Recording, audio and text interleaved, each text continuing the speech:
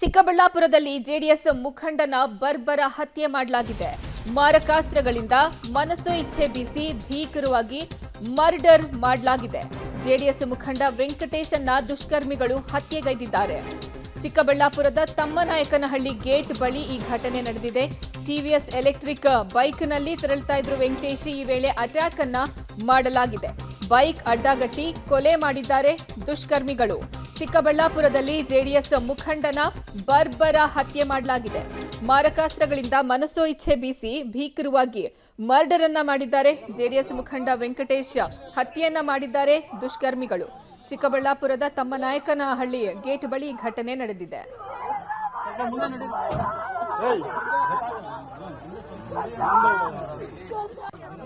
ಈ ಬಗ್ಗೆ ಹೆಚ್ಚಿನ ಮಾಹಿತಿ ನೀಡ್ತಾರೆ ನಮ್ಮ ಪ್ರತಿನಿಧಿ ಮುದುಕೃಷ್ಣ ಸಂಪರ್ಕದಲ್ಲಿದ್ದಾರೆ. ಮುದುಕೃಷ್ಣ, ಯಾವ ಕಾರಣಕ್ಕಾಗಿ ಈ ಭೀಕರ ಹತ್ಯೆಯನ್ನ ಮಾಡಿರೋದು? ಎಷ್ಟು ಜನ ಇದ್ರು?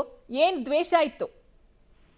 ಅರ್ಪಿತಾ, ಚಿಕ್ಕಬಳ್ಳಾಪುರ ತಾಲೂಕಿನ ತಮ್ಮನಾಯಕನಹಳ್ಳಿ ಅಂತೇಳಿ, ತಮ್ಮನಾಯಕನಹಳ್ಳಿ ಗೇಟ್ ಇಂದ ಗ್ರಾಮದವರೆಗೆ ಸರಿಸುಮಾರು 1 ಕಿಲೋಮೀಟರ್ ದೂರ ಇದೆ. ಆತ ವೆಂಕಟೇಶ್ ಅಂತೇಳಿ ಅದೇ ಗ್ರಾಮದ ನಿವಾಸಿ. ಸರಿಸುಮಾರು ಒಂದು 50 ವರ್ಷ ವಯಸ್ಸಾಗಿರುತ್ತೆ. ಈತ ಜೆಡಿಎಸ್ ಪಾರ್ಟಿಯಲ್ಲಿ ಗುರುಸ್ಕೊಂಡಿದ್ದ, ಜೆಡಿಎಸ್ ಸಕ್ರಿಯ ಕಾರ್ಯಕರ್ತನಾಗಿದ್ದ, ಮುಖಂಡನೂ ಆಗಿದೆ ಈ ಭಾಗದಲ್ಲಿ.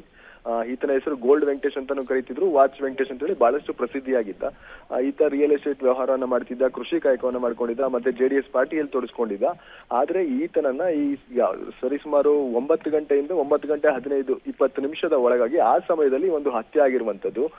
ಈತ ಪ್ರತಿದಿನ ಕೂಡ ಏನಂದ್ರೆ ತಮ್ಮ ಸ್ವಗ್ರಾಮ ತಮ್ಮನಾಯಕನಹಳ್ಳಿ ಮನೆಯಿಂದ ಗೇಟ್ ನಲ್ಲಿರುವಂತಹ ಒಂದು ಮೆಡಿಕಲ್ ಸ್ಟೋರ್ ಏನಿದೆ ಅಲ್ಲಿಗೆ ಬರ್ತಿದ್ದ. ಅಲ್ಲಿ ಕೂತ್ಕೊಂಡು ಸಮಯವನ್ನ ಕಳೆದು ತದನಂತರ ಎಂದಿನಂತೆ ಮನೆಗೆ ವಾಪಸ್ ಹೋಗ್ತಿದ್ದ. ಆ ರಸ್ತೆಯಲ್ಲಿ ಒಂದಷ್ಟು ಕತ್ತಲು ಕವಿದಿರುತ್ತೆ. ಯಾಕಂದ್ರೆ ಆ ರಸ್ತೆ ಮಣ್ಣಿನ ರಸ್ತೆ ಆಗಿರುವಂತದ್ದು, ಗ್ರಾಮಕ್ಕೆ ತೆರಳುವಂತದ್ದು. ಆ ಮಣ್ಣಿನ ರಸ್ತೆಯಲ್ಲಿ ಯಾವುದೇ ರೀತಿಯ ಬೀದಿ ದೀಪಗಳ ವ್ಯವಸ್ಥೆ ಇರಲಿಲ್ಲ. ಹಾಗಾಗಿ ಈತ ಟಿವಿಎಸ್ ಎಲೆಕ್ಟ್ರಿಕ್ ಬೈಕ್ ಇದೆ, ಆ ಬೈಕ್ ನಲ್ಲಿ ಹೋಗ್ತಿದ್ದಂತ ಸಂದರ್ಭದಲ್ಲಿ ಬೈಕ್ ಅನ್ನ ಅಡ್ಡಗಟ್ಟಿದ್ದಾರೆ. ಏಕಾಏಕಿ ಅಡ್ಡಗಟ್ಟಂತ ಸಂದರ್ಭದಲ್ಲಿ ಲಾಂಗ್ ಏನಿದೆ, ಲಾಂಗ್ ನಿಂದ ಬೀಸಿರುವಂತಹ ಪರಿಣಾಮ ಆತನ ಎಡಗೈ ಏನಿದೆ ಅದು ಸಂಪೂರ್ಣ ತುಂಡಾಗಿದೆ.